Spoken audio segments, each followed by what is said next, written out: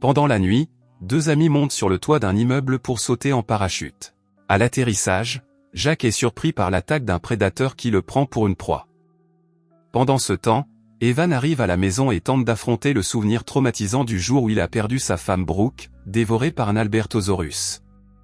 Le lendemain matin, Dylan et une équipe de policiers se rendent sur les lieux de l'attaque pour enquêter sur le type d'animal qui a causé ces blessures sur le corps de Jack, révélant qu'il est mort.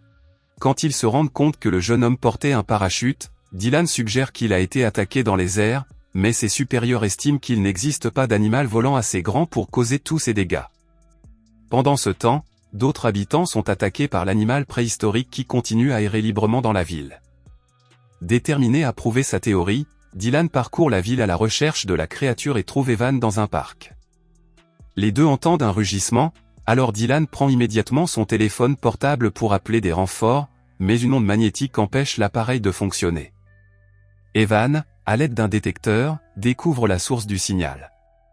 Alors que l'homme photographie le portail, Dylan aperçoit un dinosaure qui s'approche et tous deux doivent traverser le portail pour éviter d'être attaqués. Ils sont transportés des millions d'années en arrière et se retrouvent poursuivis par un prédateur. Evan pousse la femme de l'autre côté du portail et dès qu'ils reviennent à l'époque moderne, le champ magnétique disparaît. Excité par sa nouvelle découverte, Evan rentre chez lui pour regarder les photos qu'il a prises. Dès que le couple s'en va, un autre dinosaure apparaît et le portail a disparu. Quelques heures plus tard, Evan retrouve son équipe pour tenter de découvrir l'origine de l'anomalie et reçoit un appel de Drake, qui lui révèle qu'il suit une nouvelle piste et lui indique sa position. Le policier entend des cris provenant de l'intérieur du bâtiment et décide d'entrer seul pour enquêter. Il trouve le corps d'un sans-abri et appelle Evan pour signaler qu'un monstre est en liberté. Drake s'approche lentement de la sortie, mais il finit par être surpris par quelque chose et ses amis l'entendent crier au téléphone. Quelques minutes plus tard, le groupe arrive sur place et, dès que la police a récupéré le corps de Drake, Dylan procède à une analyse des blessures. La femme se rend compte que les marques laissées sur le corps du policier ne correspondent pas à l'attaque subie par Jack, ce qui signifie qu'il y a au moins 2 dinosaures d'espèces différentes dans la ville. Dylan est informé d'un appel passé par un enfant qui se trouve seul dans la forêt, et Evan décide de l'accompagner pour l'aider à sauver le garçon. À l'aide d'un téléphone, ils parviennent à communiquer avec Trevor et découvrent que le garçon est sur le point d'être attaqué par le même ptérodactyle qui a tué le parachutiste. Lorsqu'ils parviennent enfin à trouver Trevor, les deux hommes lancent des fléchettes tranquillisantes sur l'animal. Dès que la bête est immobilisée, l'homme court sauver Trevor et est presque attaqué par l'autre dinosaure. Cependant, les 2 dinosaures commencent à se battre et finissent par s'entretuer. Avec l'aide de Mac et Toby, Evan ramène les corps des créatures au laboratoire afin qu'ils puissent être utilisés pour de futures recherches et aussi pour s'assurer que les autorités ne les trouvent pas. De cette façon, les scientifiques gardent secrète l'existence d'un portail menant au monde des dinosaures et empêchent que cette information ne tombe entre de mauvaises mains, du moins pour le moment. Quelques semaines plus tard, un groupe de petits raptors fait irruption dans un grand magasin et attaque le gardien de sécurité.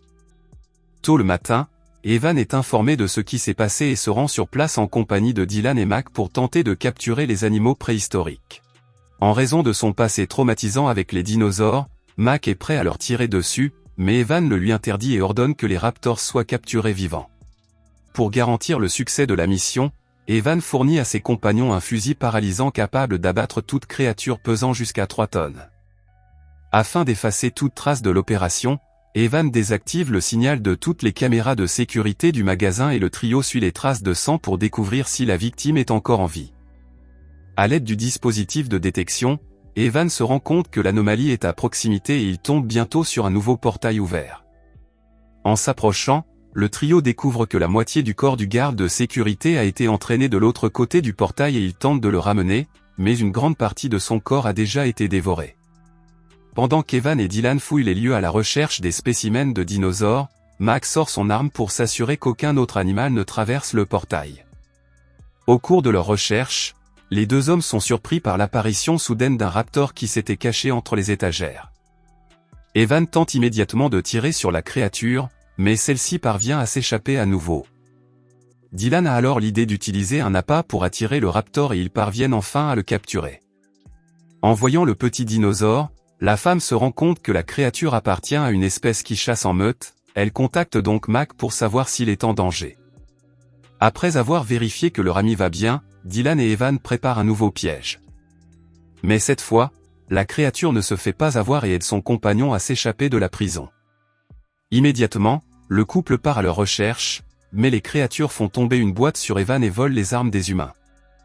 Les deux décident alors de suivre un nouveau plan et de concentrer leurs efforts sur la capture du chef du groupe, car si le dinosaure est renvoyé de l'autre côté du portail, ses compagnons le suivront.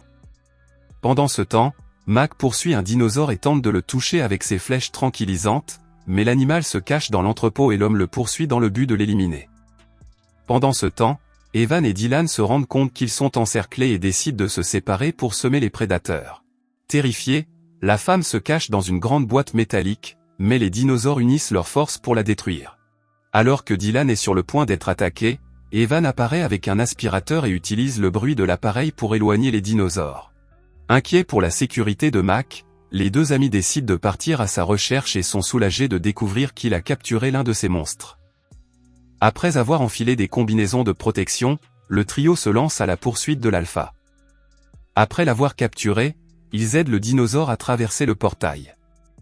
Quelques minutes plus tard, tous les autres membres de la bande partent à la recherche de leur chef et Evan contacte ses supérieurs pour leur demander d'envoyer des hommes surveiller les lieux jusqu'à la fermeture du portail. Le problème, c'est que chaque fois qu'une anomalie se referme, une autre s'ouvre ailleurs. De ce fait, le nombre de victimes augmente au fil des jours.